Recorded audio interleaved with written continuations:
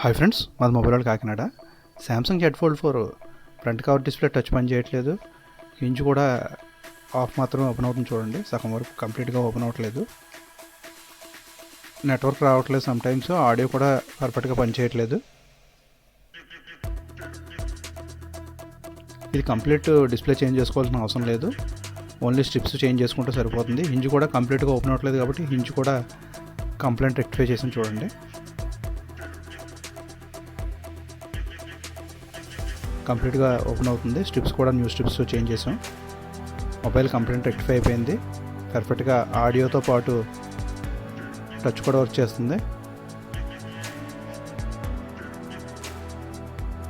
Hinge కూడా చూడండి కంప్లీట్గా ఓపెన్ అవుతుంది.